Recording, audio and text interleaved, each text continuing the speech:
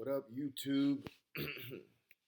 Hey, another quick video, Rideshare Diary. Um, hey, I got somebody here with me. Got my wife with me. Say what's up, Hi. baby. All right. So, what? Nothing. Okay. Um, so, hey, I just wanted to drop y'all a quick video. This week, and I had some comments, uh, and somebody wanted me to talk about tips. How do you? I guess they're like, hey, make a video on tips. I don't know if they were asking, hey, how do you receive tips? How do you receive more tips? Or are tips good or tips bad? Well, first thing I'll say is tips are very good, and as a driver, we get paid in fares, and Uber and Lyft takes percentage of the fares, as a driver. But the cool thing about driving is the tips. As a Lyft driver, um, um, you know, riders have an opportunity on top of the fares to tip you on the actual app. So it shows you in every ride, every transaction, you can see how, if there is a tip, what the amount is that you were tipped in addition to the fare. However, Uber does not have that. By the way, if you're interested in becoming an Uber driver and you're listening to the video for the first time and you're just basically doing some research, hey, click my link below. With the link that I have below, you get a sign-on bonus of anywhere from $100 to $500, depending on where you are located. Just a sign-on bonus for driving. So my link for Uber is down there, and my link with Lyft. You'll see it in the description. So feel free to click it. And any questions you can have, I like to help you grow your business and become a driver. So anyway, back to the video. Uber does not have Uber does not have the option for a rider to give you a tip in addition to the fare. Really, just I guess I want to talk about my perspective on tips. I receive tips. I love receiving tips. Um, I want to make this video as short as possible, first of all, because I don't want to bore you guys with just a lot of talking and information. And I want you guys to look forward to watching my videos, knowing they're not going to be super long. But anyway, in regards to tips, um, I would say you never really know who's going to leave a tip, so I would say bring a customer service aspect, a very high quality customer service aspect to everyone that enters your vehicle. One, you never know who's going to leave you a tip, and really, I don't sit there like thinking, oh man, I hope this person leaves me a tip, thinking that for everybody, which so really, you may whoever you think's gonna leave you a tip, most likely won't, and whoever you think won't will more likely surprise you and leave you a tip. I've had people come in my vehicle and not say a word to me and just literally just sit there and be as quiet as a mouse and you know give me $10 as a tip. It's like I'm like, oh cool, I was surprised. And I like to connect with the riders. Um, I don't like to overbear and try to connect too much or talk too much. I try to gauge them and see where they're at. If it feels like they just want to be alone to themselves, maybe they have a laptop out, or they're focused on their phone, or maybe they have a headset on and listening to music. Hey, that's a rider who may not want much conversation, want much. They don't want much talking. And then there are some that as you're driving, I do the initial greeting. I always welcome people. I say one of the things I always tell people is, hey, welcome. People love to hear that they're welcome in your car. It's not just like a, hey, you're so and so, get in. That's something I just do. That's just me. I recommend you do it. People come into your car, you state their name. If it's John, hey John, you're John. They'll say, hey, my name's Greg. I'll be like, are you Greg? And I'll be like, yeah. And they hop in the car, and I'll be like, hey, welcome, John. And people that just kind of opens it up for people. It just kind of lets their guard down. It just gives them a feeling of just relaxation in your vehicle. Just by saying that to them, welcome. And you know, that's just me. So you don't have to do that, but hey, that's a way to kind of open up connection already. So as you start driving, some of them may just start talking to you right away, and then they just talk your ear off. Hey, entertain them. listen to them, talk to them, ask questions, entertain their conversation. Some people love that. Some people are just, you'll be surprised how lonely some people are, and you may be that one person that really talks to them and really engages in conversations with them and encourage them or something of that nature. And they may appreciate that a whole lot. And just the fact that you talk to them, and they may be having a stressful day. And, a lot of people are traveling, in and out of Dallas. We're a very busy city where people commute in and out, people fly in and out.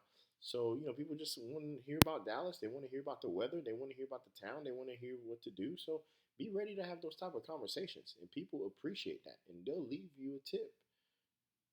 Especially people who travel, they're used to tipping. So they'll leave you a tip.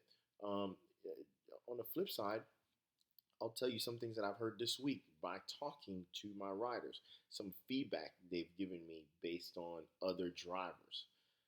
I've heard that there are drivers who actually tell their riders, uh, can we keep conversation to a minimum here? I just want to drive you. Are you crazy? Do not ever say anything like that. Which I've asked the riders, how did that make you feel? They're like, yeah, I've talked to this girl, and that's exactly what she said. She's a bitch. Yeah, that's exactly what she thought the driver was, a bitch. And she said, I gave her a 1 rating, and I told Uber that she should not be driving. Do not ever tell your passenger that you're not in the mood of talking. If you don't want to talk, maybe you shouldn't be driving that day, okay? You're there to service them. You're there to entertain them.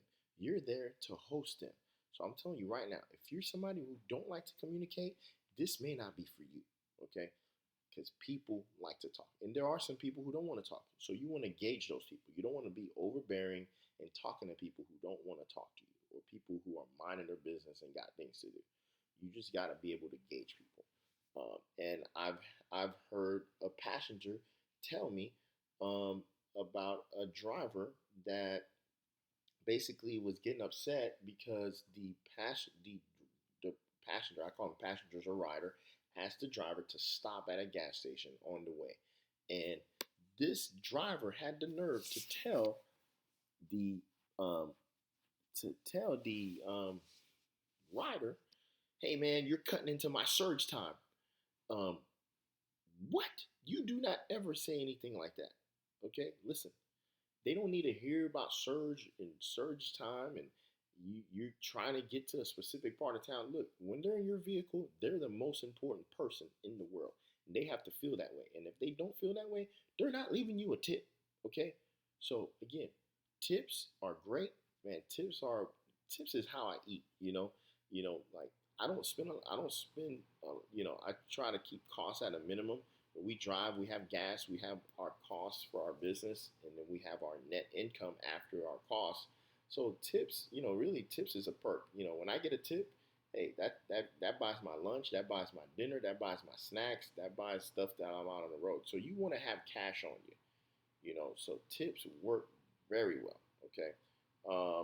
Really, I could, there's probably a little bit more that I could say. I'm not really thinking much about. You got any thoughts for me? No. Okay.